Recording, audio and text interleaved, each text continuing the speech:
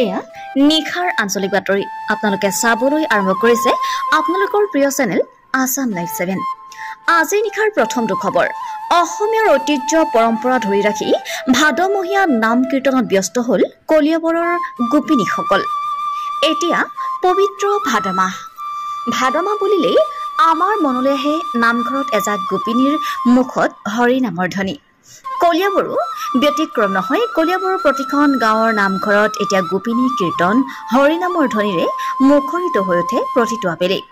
কলিয়াবৰৰ ভিন্ন স্থানৰ লগতে পশ্চিম প্ৰান্তৰ কুঁহিমাৰী গাঁৱতো দেখিবলৈ পোৱা গৈছে সেই একে পৰিৱেশ। মাহজোৰা কাৰ্যসূচীৰে হৰি নামৰ ধ্বনিৰে মুখৰিত হৈ আছে সমগ্ৰ অঞ্চল। দিনৰ ভাগত গোপিনীসকলে হৰিনাম জোৰাৰ বিপৰীতে আকৌ পুৰুষসকলেও গধূলিৰ ভাগত নামঘৰত ভাগৱত পাঠ কৰি পৰম সন্তুষ্টি লাভ কৰে। অৱশ্যে কুঁহিমাৰী গাঁৱৰ ৰাইজ গোপিনীসকলে একেলগে মিলা প্ৰীতিৰে বৃহস্পতিবাৰে নাম কীৰ্তনত অংশগ্ৰহণ কৰি একেলগে প্ৰসাদ ভোগ গ্ৰহণ কৰে।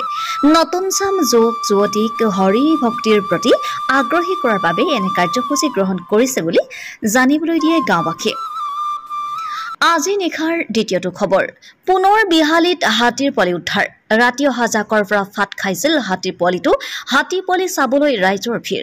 ঘটনাস্থলীত বন বিভাগৰ লোক উপস্থিত হৈ ৰক্ষণাবেক্ষণ হাতী পোৱালিটোৰ। বিহালীৰ একেটানৰ অন্তৰ্গত ভীমডাঙা যোৱা নিশা হাতী পোৱালি উদ্ধাৰ। ৰাতি অহা জাকৰ মাজৰ পৰাই এৰা খাই ভীমডাঙা ছ'চিয়েল ফৰেষ্টলৈ গৈছিল পোৱালিটো। উদ্ধাৰ হোৱা হাতী পোৱালিটো প্ৰায় 3 মহীয়া হ'ব বুলি বন বিভাগে জানিবলৈ দিছে। ঘটনাস্থলীত বন বিভাগৰ লোকসকলৰ উপস্থিত হৈ হাতী পোৱালিটো উদ্ধাৰ কৰিছে আৰু ইয়াৰ পাছতে চিকিৎসাৰ ব্যৱস্থা কৰি পুনৰ হাতী পোৱালিটো কাজিৰঙা 6ষ্ঠ সংযোজনৰ ভিতৰত থকা জাকৰ মাজত এৰি দিয়াৰ কথা উল্লেখ কৰিছে বন বিভাগে। আজি নিশাৰ তৃতীয়টো খবৰ বিশ্বনাথ জিলাৰ বিহালীৰ বেডেটিত ৰাজ্যিক ভিত্তিত বীৰ বিৰছা মুণ্ডা সৰণী ফুটবল প্ৰতিযোগিতাৰ শুভাৰম্ভ। বিশ্বনাথ জিলাৰ বিহালী চাহ বাগিচাৰ বেডেটি খেলপথাৰত আজিৰে পৰা সদৌ অসম ভিত্তিত তৃতীয় বাৰ্ষিক শ্বহীদ বীৰ বিৰছা মুণ্ডা সৰণী ফুটবল প্ৰতিযোগিতাৰ শুভাৰম্ভ কৰা হৈছে। আজিৰ আৰম্ভণি খেলখন নগাঁও ফুটবল একাদশ বনাম অৰুণাচল ফুটবল দলৰ মাজত অনুষ্ঠিত হয়। অতি সুন্দৰভাৱে অনুষ্ঠিত হোৱা খেলখনত অৰুণাচল ফুটবল দলে নগাঁও ফুটবল একাদশক 4-1 গলৰ ব্যৱধানত জয় লাভ কৰে।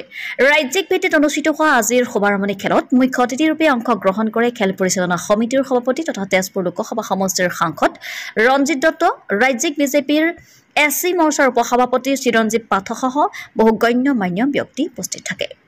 কলিয়াবৰৰ পৰা অনুপ বৰা, বিশ্বনাথৰ পৰা ৰমেশ চন্দ্ৰ চৰেণ, বিশ্বনাথৰ পৰা নিৰঞ্জন দাস। Report Assam live 7।